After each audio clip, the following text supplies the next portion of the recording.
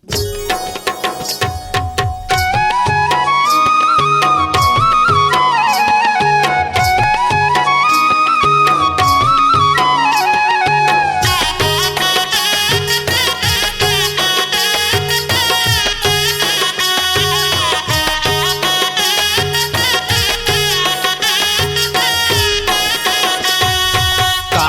बर करे हच सिंगार रे चिड़ैया मोर, काखर बर करे हच सिंगार। चिड़ैया मोर काखर बर करे हच सिंगार, काखर बर करे हच सिंगार रे चिड़ैया मोर, काखर बर करे हच सिंगार। काखर बर करे हच सिंगार रे चिड़ैया मोर, काखर बर करे हच सिंगार। कोई नहीं तोर बर बिहाव रे चिड़ैया मोर, काखर बर करे हच सिंगार। चिड़ैया मोर काखर बर करे हच सिंगार।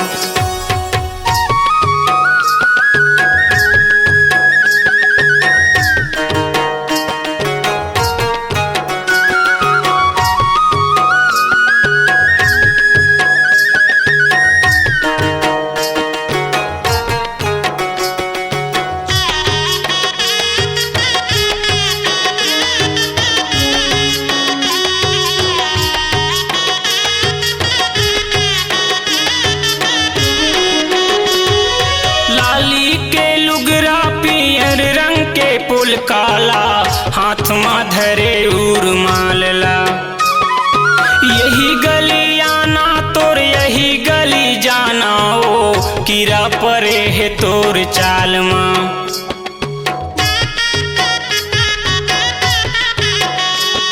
लाली के लुगरा पियर रंग के पुल काला हाथ में धरे उर मालला, यही गली आना तोर यही गली जाना ओ, कीरा परे है तोर चाल माँ। बन ठन के होगे हस तैयार वो चिड़ैया मोर, काखर बर करे हच सिंगार। चिड़ैया मोर काखर बर करे हच सिंगार।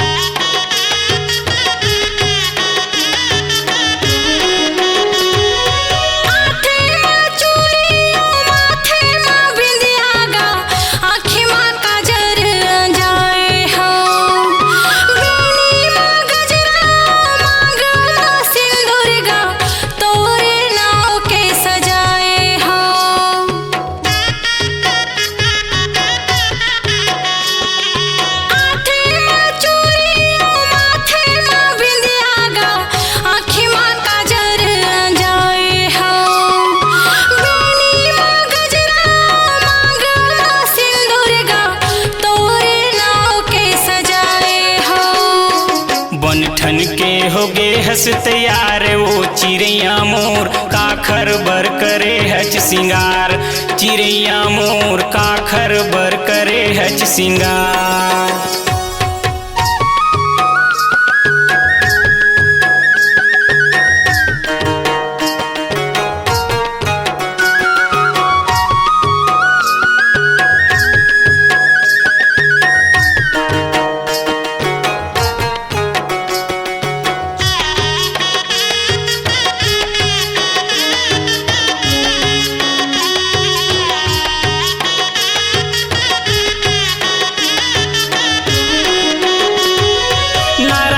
के तरिया पीपर के छैहामा बैठ के करे रे वादा, जिंदगी भर संगला निभाहूं कह के वो बीच नदिया में बोरे डूंगा।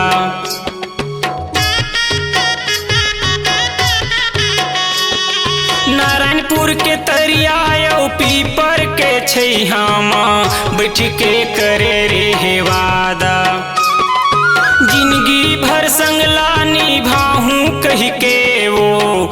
चिनंदिया मबोरे डूंगा। जिंदगी मोर होगे पहर वो चिड़ैया मोर काखर बर करे हच सिंगार। चिड़ैया मोर काखर बर करे हच सिंगार।